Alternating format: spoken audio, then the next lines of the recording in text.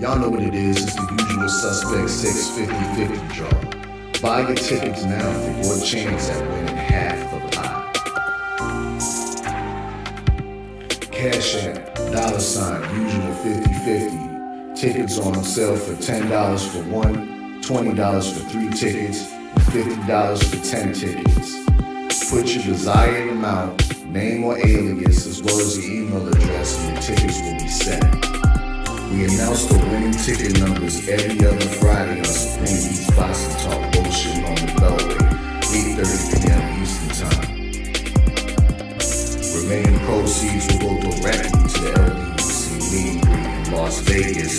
Shout out to the LDDC, and remember, it's a usual suspect day.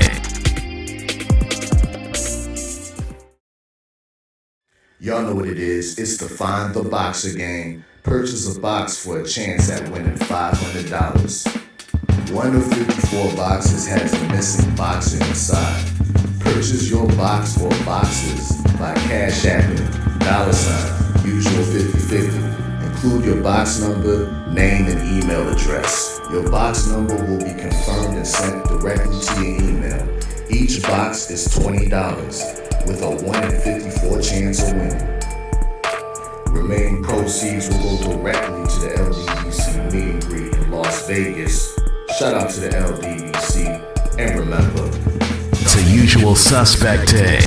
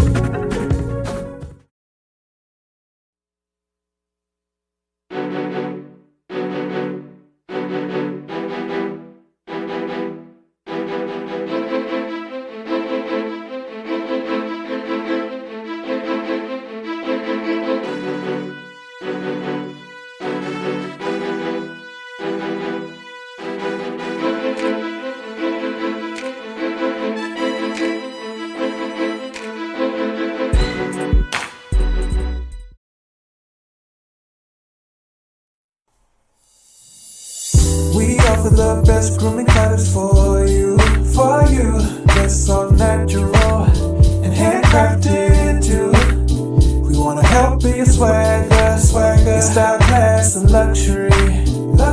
Make our products tailor-made for you with high quality, yeah. So get in style with the black, yeah.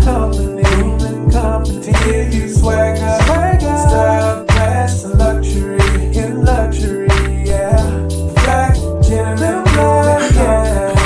Company to give you swagger, style, class, and luxury, yeah.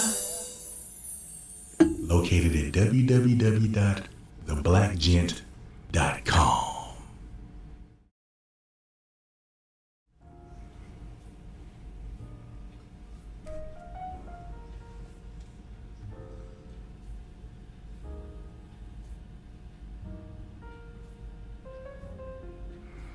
Yo. What's good? It's Stormybman, and I am back.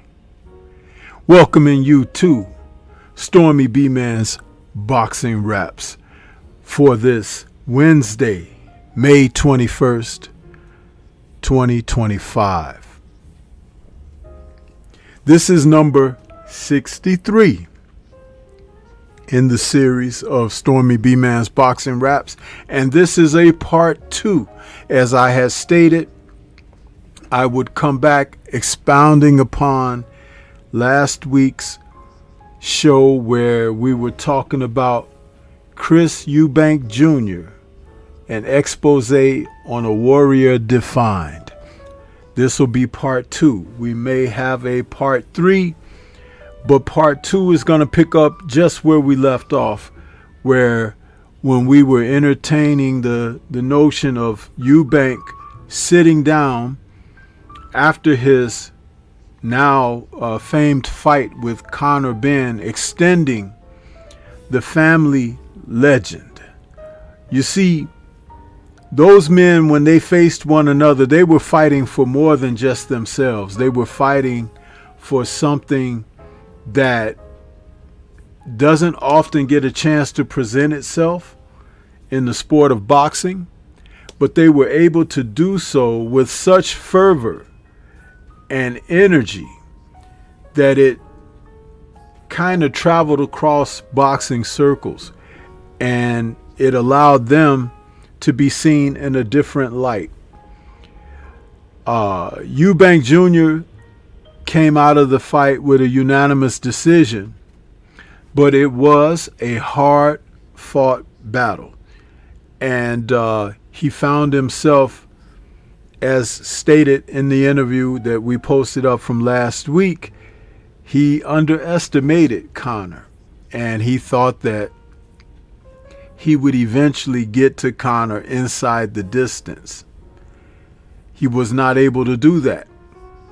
But that doesn't make what he did accomplish less the important, okay? Because the two men trying to carry on the legacies of their family's name and the pride that they have for being sons to their dads.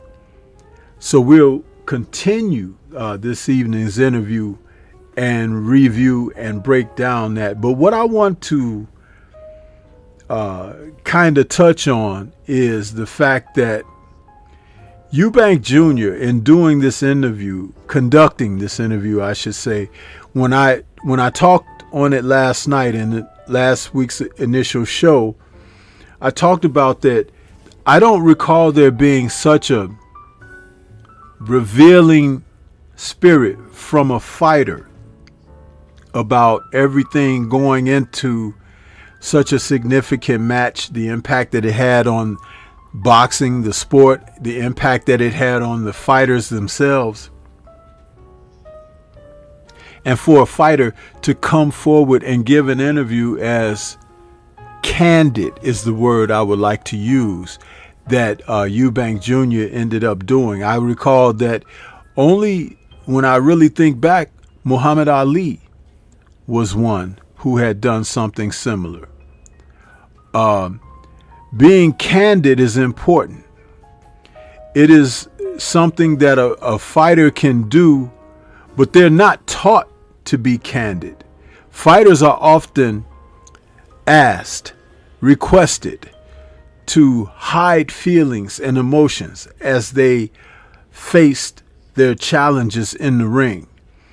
And though he did that very well, what we did see as an end result was he being able to sit down and conduct such an interview that gave him and his viewing audience a different view of who he may be as a person and as a fighter, the fighter's experience and how they take in their experiences and how they project, and how sometimes things can be projected onto them.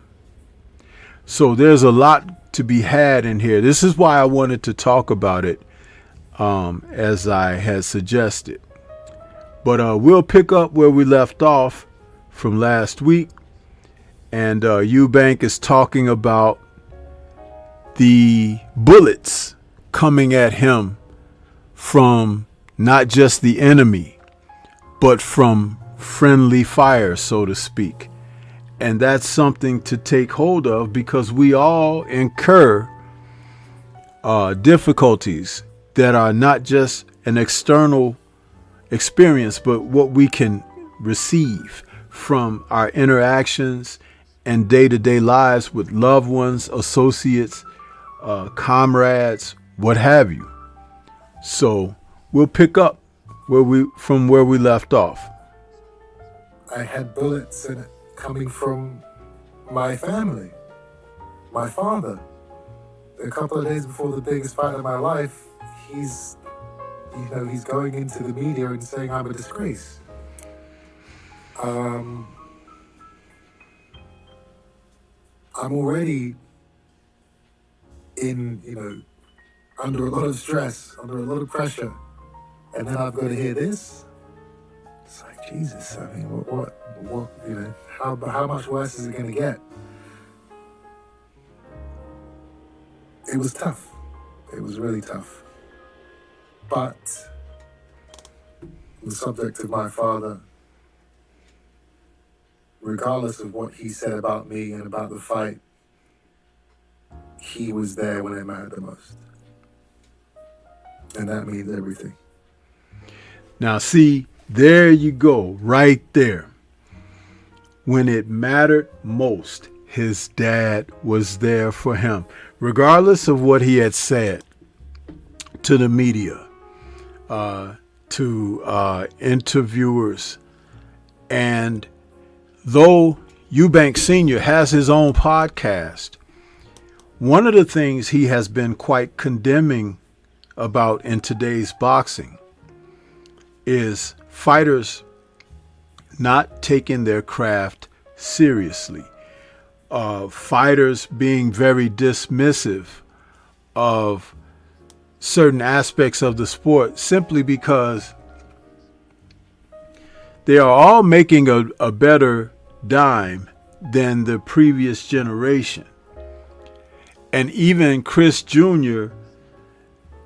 having to finally stand on his own merit and step away from his dad, because his dad was definitely overseeing the initial part of his career. But he's his own man now, and approaching 30 years old, going into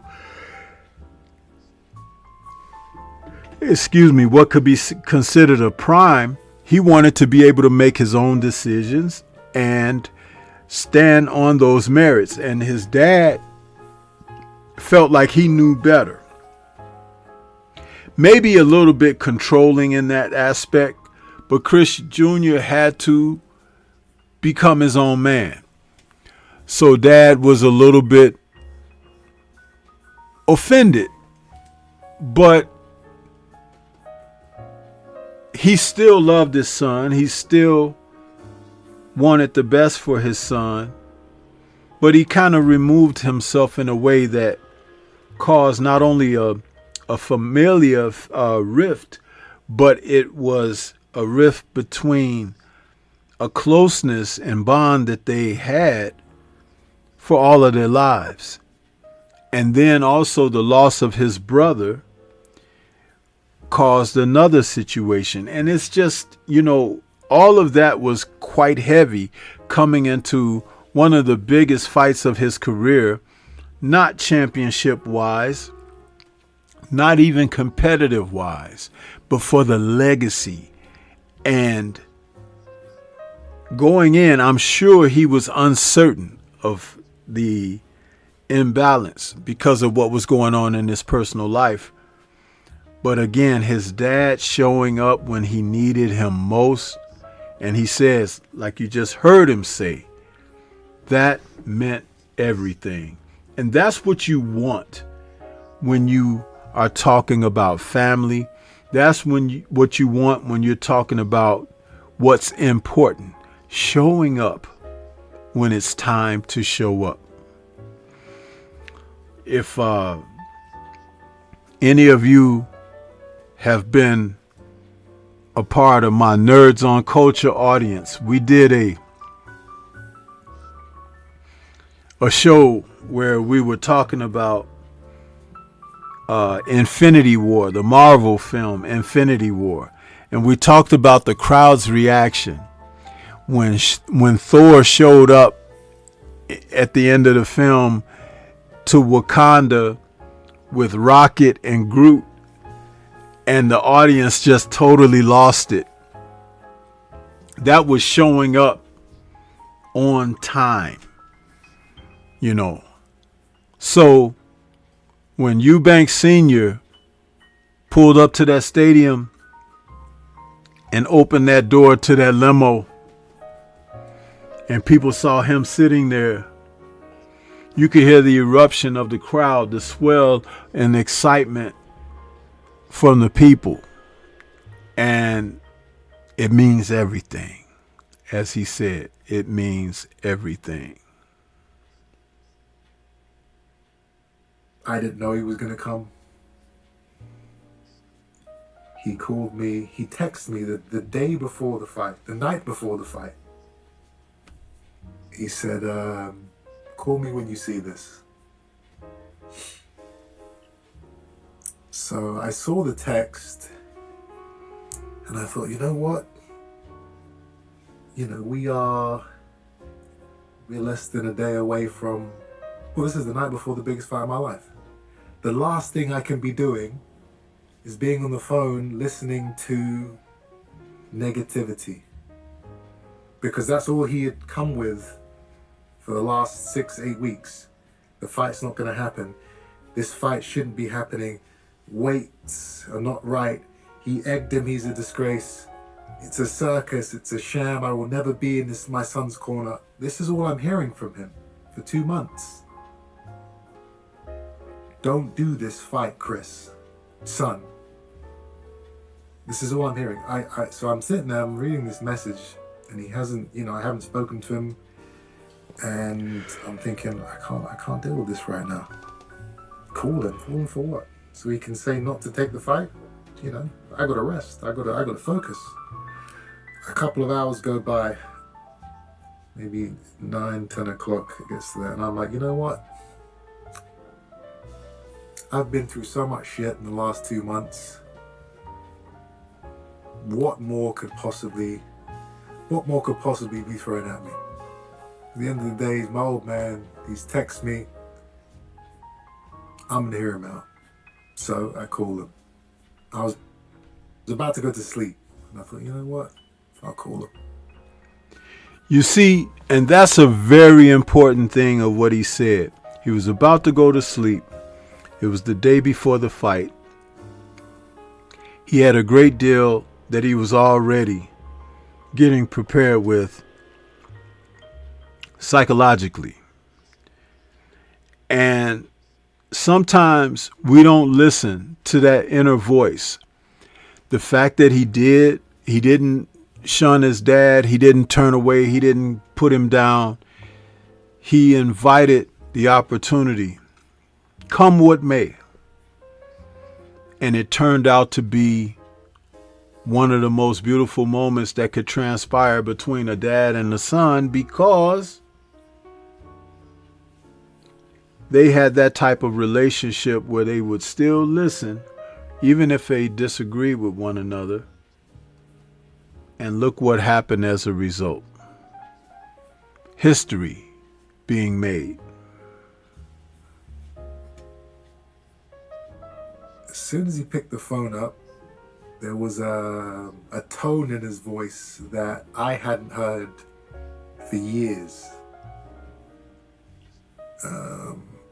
It was a tone of happiness, lightness, joy.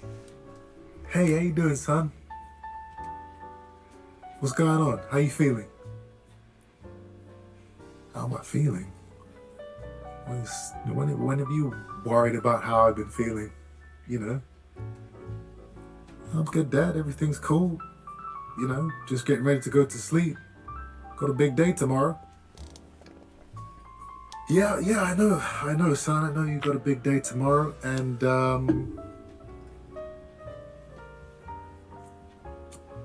I want to be there for you.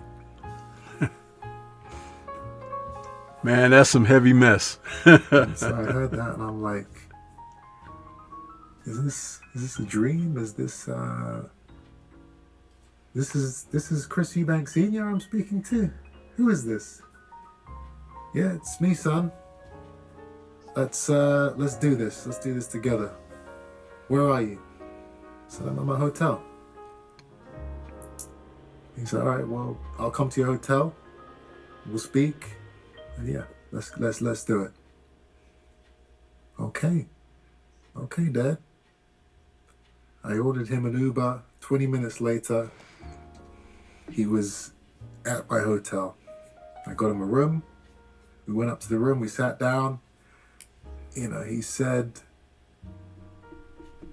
I was always going to come. I was always going to be there for you.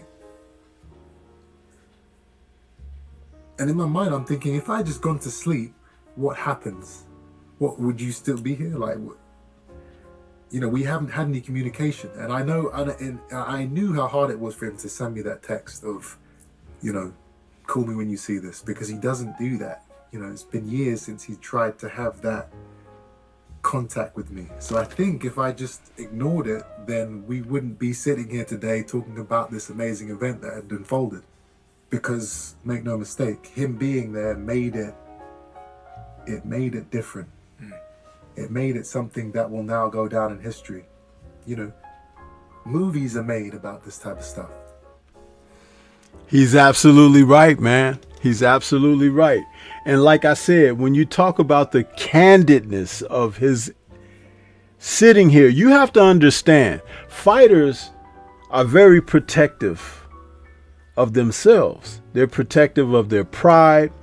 They're protective of their body, their mind, their psyche.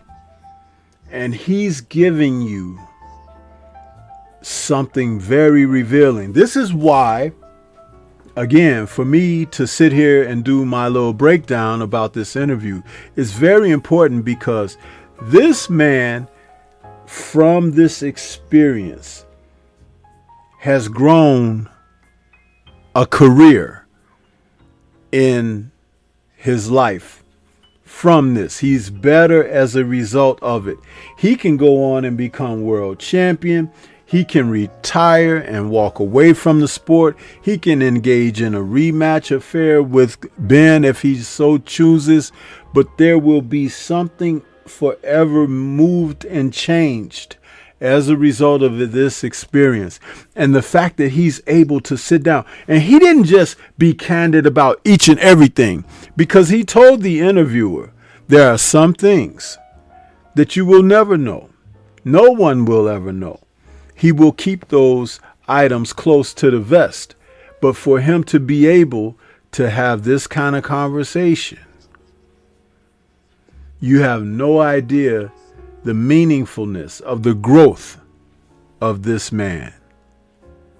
But that goes back to his dad.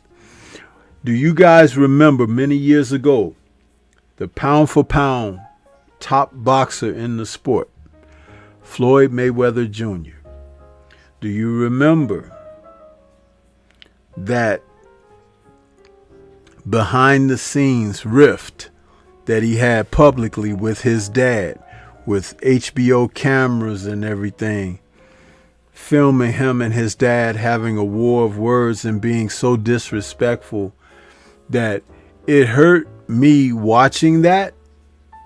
And I forever disliked Floyd Mayweather Jr. as a result of how he handled and conducted himself on that. And that's my personal opinion. I'm not saying it to project to influence someone else to feel like I feel about that situation. But it's that type of thing that has helped keep us from being where we could possibly be in life. Not just in sports and athletics and entertainment, but to be better as a community.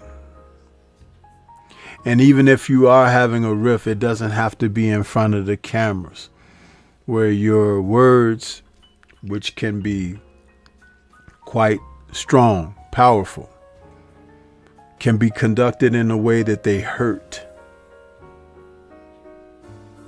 You have to be careful when it comes down to that. And like I said, for my personal choice and taste, I dislike Floyd from that moment on. Wasn't nothing about his boxing. Wasn't nothing about how he has done things with his career, his finances, and interaction with individuals. But that whole thing with his dad was enough to tell me no. And I've heard the stories about like what he grew up and his dad, things he has done really bad and whatnot. And it's about choices. It's about what you choose to do and how you choose to do it. But that was that. But let's get back to this gentleman speaking. If I go in there alone, it's just a fight. Which would have been a great fight still. But to have that fantasy of a father and son coming together after going through so much, you know, my brother passing away, all the stuff in the media, all the friction, to see that be able to be kind of put to one side and to unite, to come together, to walk into that ring. It's an incredible thing. You know, I get emotional thinking about it because it was so unexpected. You know, I had envisioned in my mind for the last 2 years me walking to that ring alone. I just, you know, it never crossed my mind that my old man would be behind me.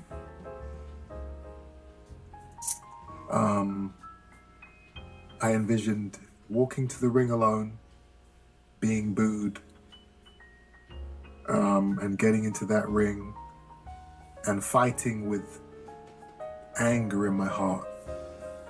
That's what I thought that fight was going to be. What it turned out to be was I'm walking to the ring. My old man is behind me. He's with me. And, you know, for the first time in my whole career, I'm walking through a crowd and there's no booze. I'm used to walking up into these rings and I'm looking out and people are going, "You're gonna get knocked out. Ooh." And I feed off of that dark energy. And I use it against my opponents. That's what I've been, that's been my life for my whole career, really. In this fight, I'm walking past people and I'm seeing tears in their eyes.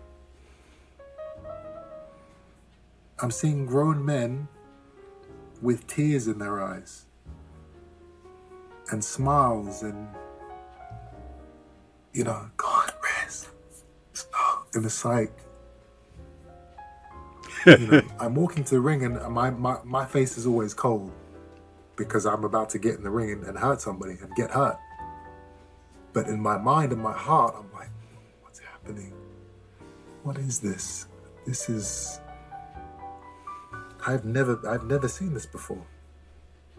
And you know, it had to be a head trip for him because he was accustomed to audiences booing him and jeering and everything. When he fought Beefy, they were like, screw you and this and that. I remember watching it. So it was really an interesting situation to have that flipped on his head. And with his dad with him, which no one knew his dad was coming, this whole thing about coming out together with his dad behind him and to play his dad's theme song, Tina Turner's Simply the Best. That was like tribute to dad. Then he comes out to Still Dre Day, which is his thing that he does his ring walks to. It was a situation where it just totally moved the people. And what he saw as he was on his way to the ring was something that, again, it had to have been such an ethereal feeling and an experience that, like he says, he goes in typically with anger and looking to turn that negative energies toward his opponent with malicious intent. Now he's in a situation where it has elevated beyond emotional. It's spiritual. It is totally spiritual. That had to be one heck of a head trip, people. You know what I'm saying? That it had to be. Just think about that for a moment. You know?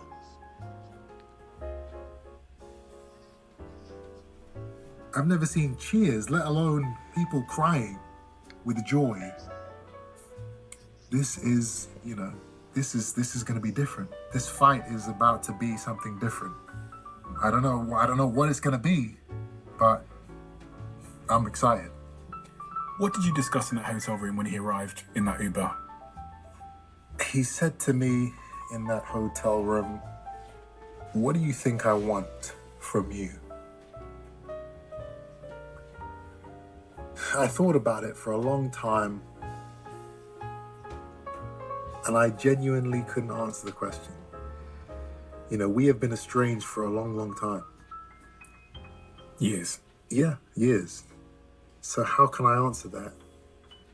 What do I want from you, is what he said. I know that this man is not a man that can be bought. He's got too much pride, he's got too much morals, he's a man of God. That's all that's important to him. You can't buy him.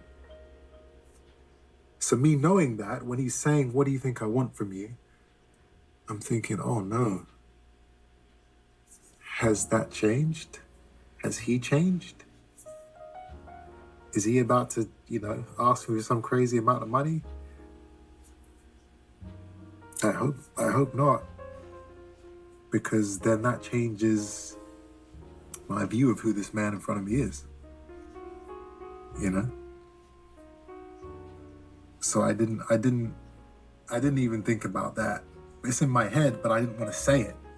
I didn't want to say it in the fear that he would be like, "Yeah, you gotta give me $1 million." That would have killed me.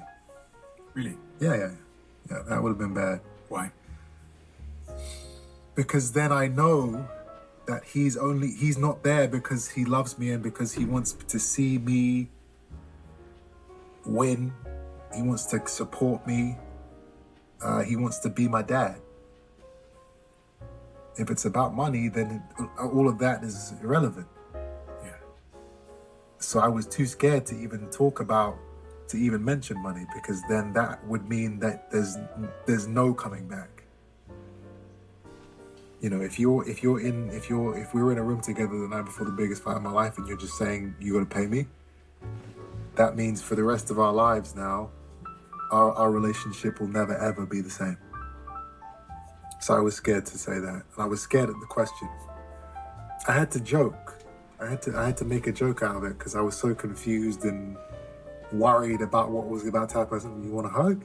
I'll give you a hug." He said, "No. I want nothing. Absolutely nothing." And when he said that,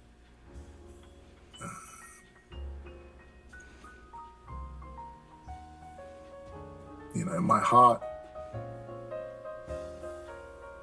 it was just an overwhelming feeling of joy. Okay, my dad is here because he wants to be my dad. That's huge. Absolutely is huge. And you see, that was a transfer of energy between dad and son in a most heightened moment where they needed one another. Even though Chris was going in here to do a job, his job as a professional fighter, his dad, who had many nights like that himself before he was even born, and being able to understand what his son is about to face, to express to Junior that you don't want anything but to just be there for him. People, you have no idea what that means. No idea. But salute to Senior for being there for his son, because it would have just been a fight without him, but it became the stuff that legends are made from by his participating.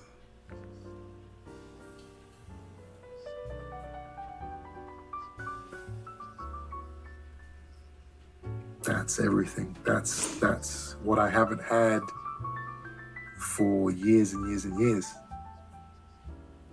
So if there was ever a time that I was going to kind of get some of that feeling and love back, this was the time I needed it. And he was there to do it. I'll never forget that. Him being there that night, for sure.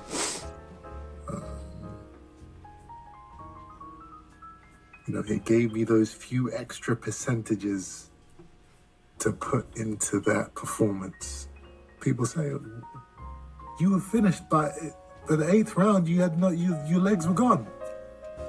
How did you throw 300 punches in the last 2 rounds? Well, I had to come outside of myself. Now, he said he had to come outside of himself. People who listen to my channel, listen to my offerings when it comes to speaking on boxing. That's a phrase that I use, especially when fighters are going into a situation that is foreign to them, that is a first go round for them, that is under the scrutiny of them having favor or consideration. One of the times that I spoke of that is when Regis Prograis was going over to the UK in that tournament to face Josh Taylor for the undisputed junior welterweight title, which Taylor won, by the way. I had spoken in my pre-fight breakdown. I said, in order for Regis to be successful, when he goes over there, he's going to have to come outside of himself. What his normal routine is, what he is most comfortable doing, what he knows as a fighter in the years that he's been fighting. He has to be prepared to do something different from that in order to be successful. I stressed that. And in the aftermath of the fight, Regis didn't take the risks. He didn't take the initiative. He didn't go with reckless abandon or look to leave it all in the ring on the night of in order to become undisputed. He had a reserve about him. He had a sense of there's a line I won't go beyond. And that was the difference in winning and losing. Now, when you saw Josh Taylor at the end of that fight, he looked the worse for wear. His eye was so damaged that it was all purple and swollen shut and everything. And he looked like he needed a medic immediately. But Regis did not engage enough to gain the favor of judges. So when Eubank is saying this, he had to come outside of himself. I've used that exact phrase myself in describing in fight breakdowns what fighters may have to do. Now, I'm going to say this. This man says it, but there's something that I have to acknowledge. His dad is a fighter. His dad was probably able to instill that in him, the value of what that means to go out to face something difficult, whether you want to do it or not, whether you're confident that you're prepared for it or not. And that's what he got from that. And that's why he's able to speak those very words himself. Became spiritual. It wasn't about the physical. I was dehydrated. I was experiencing all the things that had been restricting me leading up to the fight. So it became not about the physical. It came about the spiritual. It became about just being true. Just being the man I know I can be. Didn't I say a moment ago that on that ring walk and everything, talking about that, about how he's seeing to take that negative energy and everything and project it against his opponents? I said it went from being something emotional to something spiritual. Didn't I just say that? And here it is. He's following up my very words by expressing the exact same thing that I had spoken of. And I wasn't prepared that he was already going to say that, but it's just a simple notion of when you're connecting the dots of what's relative. Here you go. And here he is expressing it himself. I told you a story once about being on that treadmill. And you've got that cramp in your foot. But you said you was going to do the 10 miles. So you've got a limp on that treadmill for as long as you have to complete the task. No one's around, no one's watching. But you keep your ass on that treadmill and you get through it. You get through the pain. That mentality is what was able to get me through those last 2-3 rounds. I never gave up in the gyms. When I was getting beaten up in sparring, I never quit. I would come back the next day. When I got the cramps, I kept going. Because I always knew there would be fights like this where you don't have anything left, or you want to give up, or you're hurt, or you're dehydrated, or you're injured, or you're cut. You know, you can't see anything out of your eye. You got a big cut across your eye. And you're gonna ask yourself that question getting up off the stool in the ninth, in the 10th round. Should I give up? Should I take a knee? Should I run? No. We are going to war. We are going to leave everything we have in this ring. because this fight is going to be remembered forever. So what you choose to do in these last few rounds, that is what the people are going to remember you by for the rest of your life. Did you come forward? Did you put all on the line, or did you retreat? I wasn't willing to go the rest of my life knowing that I didn't give it my all. Regardless of the cut, regardless of everything I was going through, I knew I had to do what I had to do to win. And my old man's there. He's watching. And, you know, he didn't believe I would be able to do what I'm doing. That's what he's been saying for years. I've got to show him, I've got to show the world, and I've got to show myself that I'm capable of great things. I'm capable of going through things that 99.999% of human beings on this earth were not willing to go through. And that will live forever. Absolutely. And see, he knows that because, again, his dad was a world-class championship caliber fighter. See, that's what can make a difference. The experience of being able to convey that to you, to let you know, even from a minor age, that you have to look at this in order to obtain that, and to take that in and be able to implement it in your own life and career as you go forward. That's what Chris was able to do. And you have to take your hat off to him.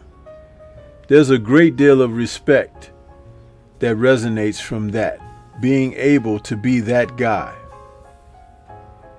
You know, there's a major thing here.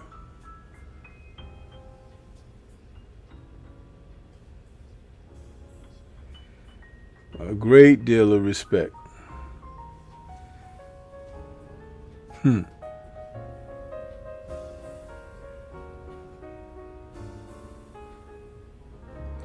He got a lot off in this interview.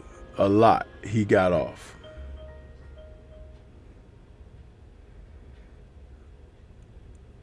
We'll pick it up at another point here.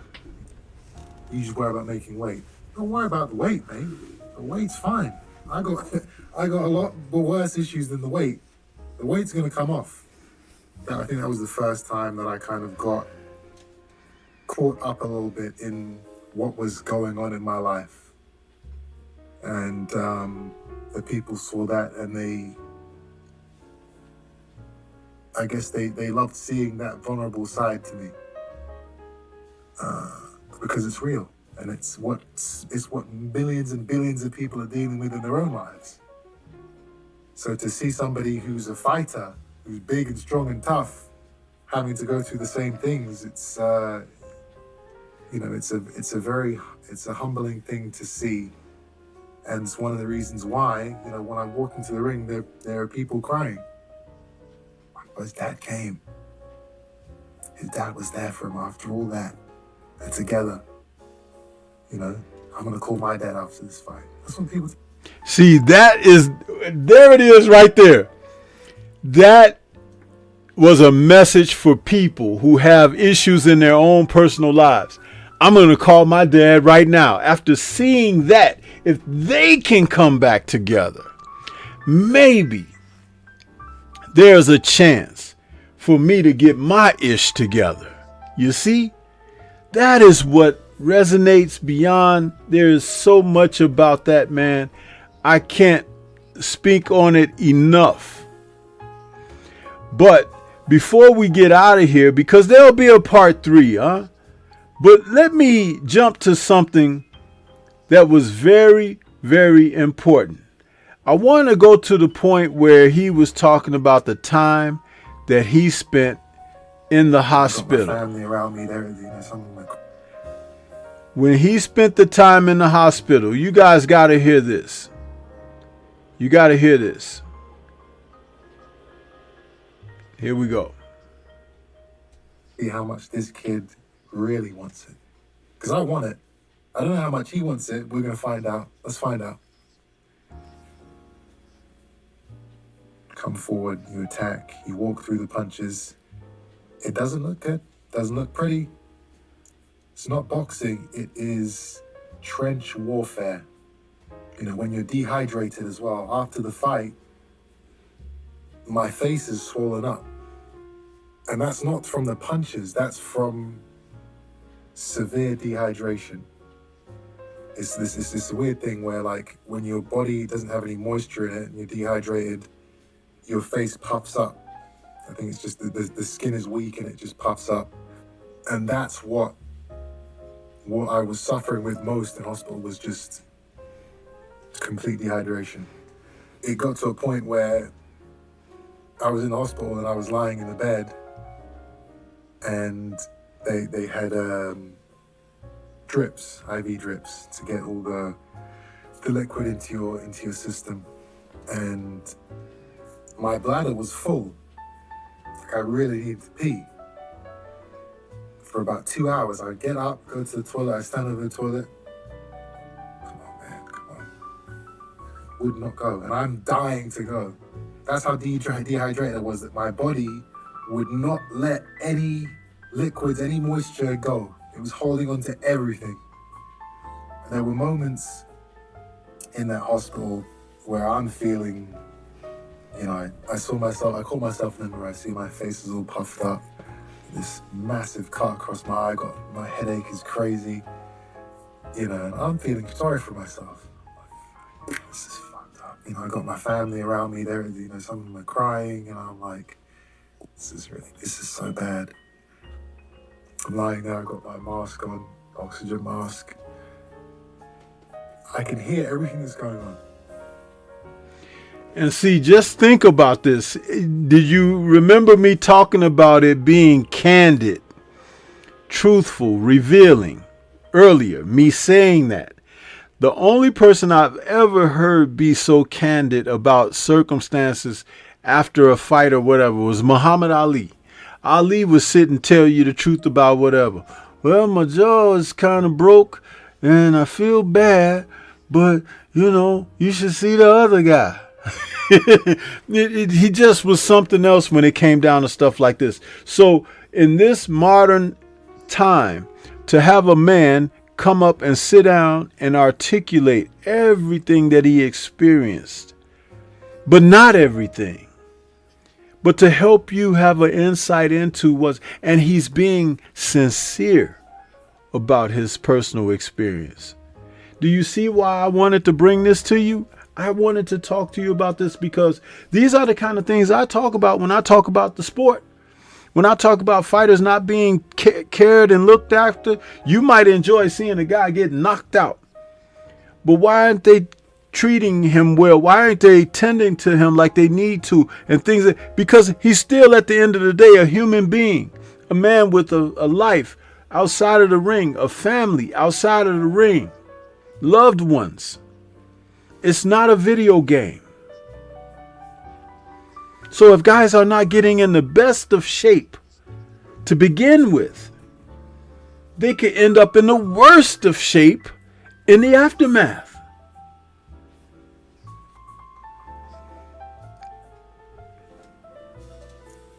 Somebody real ward.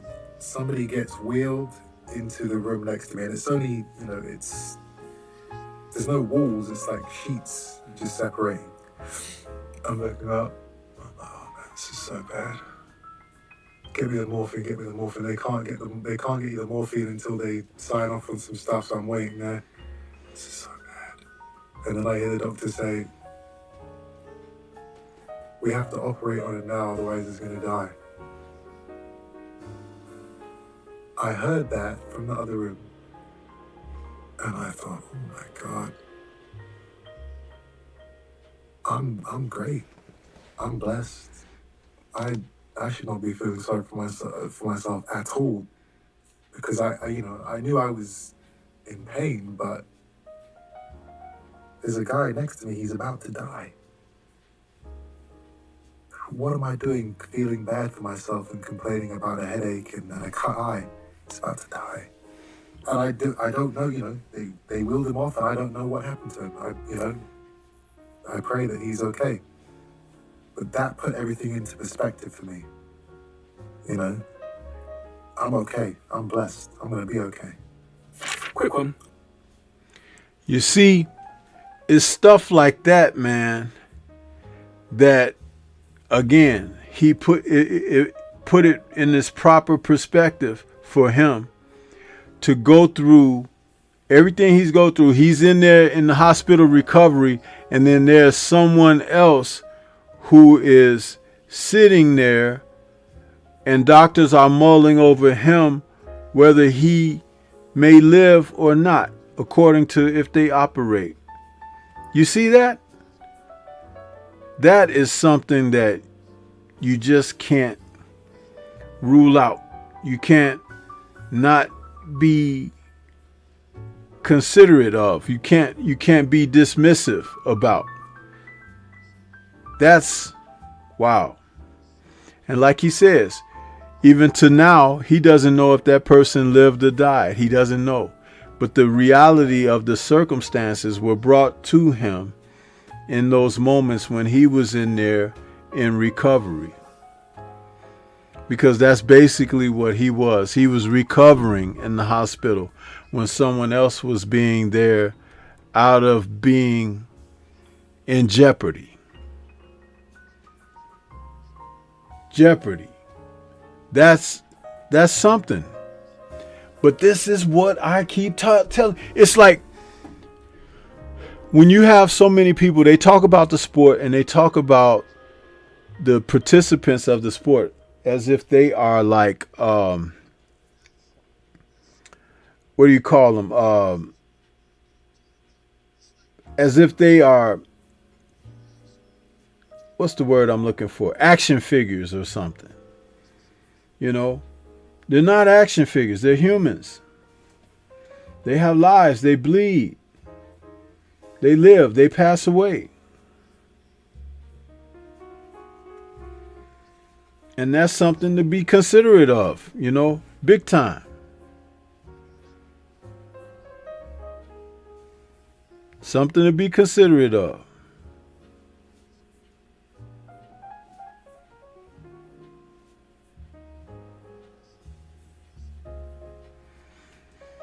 I'll wrap this up with this last few comments about being in the hospital. Okay. 1. Centralize your workflows, answer security questions up to 5 times faster, and protect your business without losing focus on growth. And this is really a critical part of this. A new IDC white paper found that companies using Fantasy. I'll just let this, that's a little bit of a commercial there.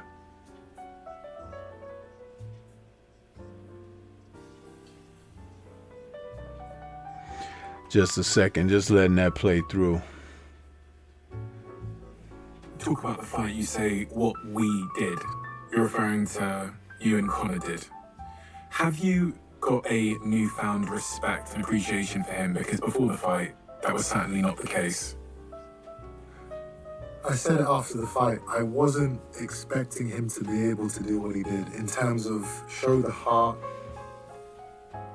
and the determination and the will to win. He never gave up. I didn't know he had that in him.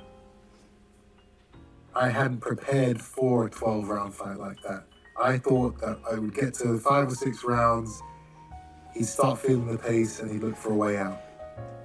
He did not do that. So in that respect, I have respect for him. And see, that's where I'll end this one, because there's so much more he wants to say about that. But I want to tell you guys that me coming around to share and break this interview down for you and give my thoughts about it and to try to reiterate certain points of what's being spoken on. Again, this is a gem, man. This is a gem. And there'll be one more part to this. We'll do it next week. and come back for part 3. But just know that when I do this kind of thing for you guys, I do it because, you know, I have the passion and love I have for the sport. You know what I'm saying? It's on display here with this type of fare, because you don't see anybody else doing this or what I'm doing this evening. You don't. You see? But it's a new wrinkle, because if you can be observant of that and acknowledge what fighters deal with and what they go through on a regular basis, then you begin to understand.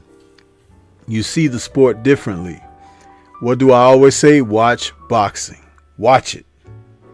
Not just an individual. Because those individuals, they come and they go.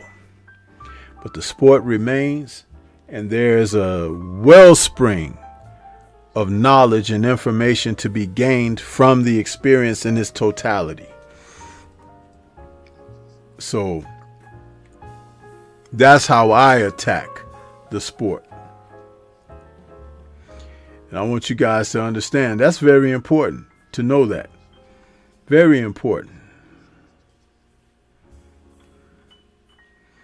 Can't stress it enough, man. Can't stress it enough.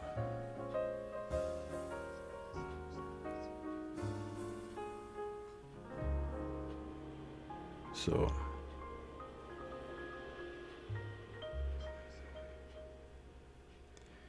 let's hear from my man, the focus ball, huh?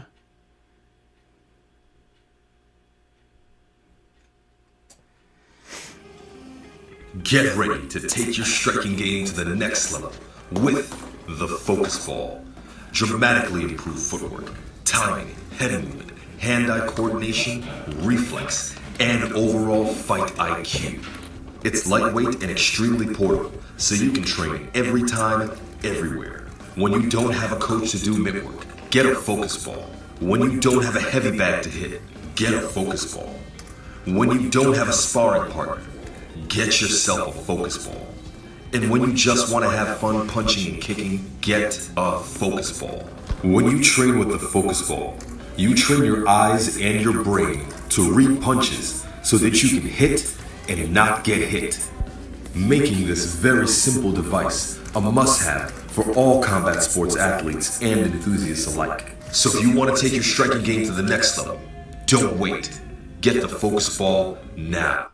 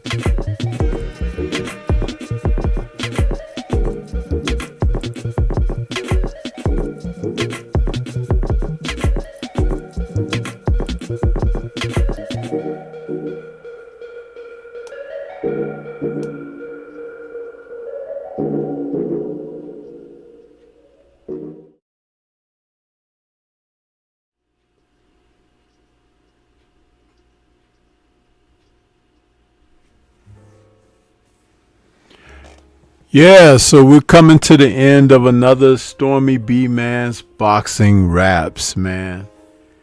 But I told you guys that this interview was something else.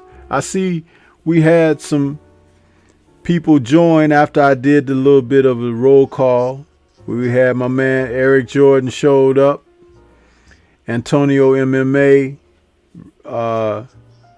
King Fuse's Lit House, Chilltown Majors, Growing with Soul, who we got, M. Morales, Clarence McLean, Julian Rombley. Appreciate everybody coming in, huh? But I try to do these things, man, with purpose, huh? With purpose. It's very important to have purpose, focus, direction, huh? Yeah. So, with that being said, we're going to get on up out of here.